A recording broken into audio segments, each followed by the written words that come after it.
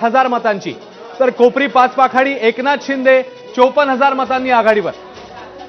भोकरमध्ये श्रीजया चव्हाण पहिल्यांदाच निवडणुकीच्या मैदानात 24,000 मतांची आघाडी. बोरिवलीतून एक निकाल समोर आलाय. भाजपचे संजय उपाध्याय हे जिंकलेले आहेत. बोरिवलीमध्ये आपण बघितलेलं होतं, त्या ठिकाणी गोपाळ शेट्टी यांची नाराजी समोर आलेली, मात्र भाजपने ती सीट राखलेली आहे.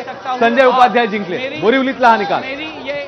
मेरे को जो मौका मिला है महाराष्ट्र की सेवा करने का, उसको मैं कामयाबी की तरफ लेके जा सकता हूं, यही करके बताया.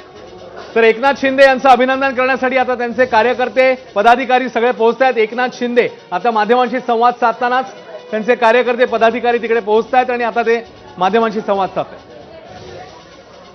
कि अपने विधानसभा क्षेत्र की काम है वो करते लेते आ रहे. हम बात करेंगे एकनाथ शिंदे से.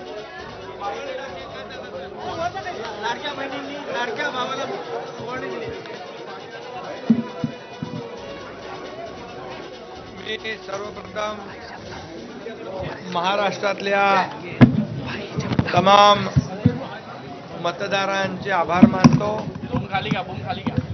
त्यांना धन्यवाद देतो, त्यांचं अभिनंदन करतो की या महाराष्ट्रामध्ये महायुतीला या विधानसभेच्या निवडणुकीमध्ये लँडस्लाइड विक्ट्री, पूर्ण बहुमत मी सांगत होतो की थम्पिंग मेजॉरिटी मिळेल, आणि आज आपण पाहतोय की लँडस्लाइड विक्ट्री झालेली आहे. लाडक्या बहिणींनी सगळे तुमचे अंदाज फोल ठरवलेले आहेत, आणि लाडक्या बहिणी, लाडके शेतकरी, लाडके भाऊ, लाडके ज्येष्ठ, सगळे या समाजातले प्रत्येक घटकाने भरभरून महायुतीला मतदान केलं.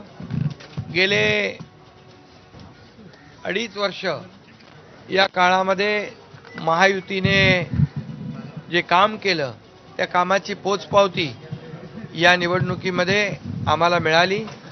आम्ही सर्वसामान्यांचं सरकार म्हणतो, आणि म्हणून सर्वसामान्यांचं सरकार सर्वसामान्यांसाठी काय करू शकते हे आम्ही अनेक योजनांच्या माध्यमातून, विकासाच्या माध्यमातून दाखवून दिलं. कारण सरकारची प्रामाणिक इच्छा असेल तर अशा प्रकारच्या योजना सुरू करू शकते आणि त्याला मूर्तरूप देऊ शकते. आणि म्हणूनच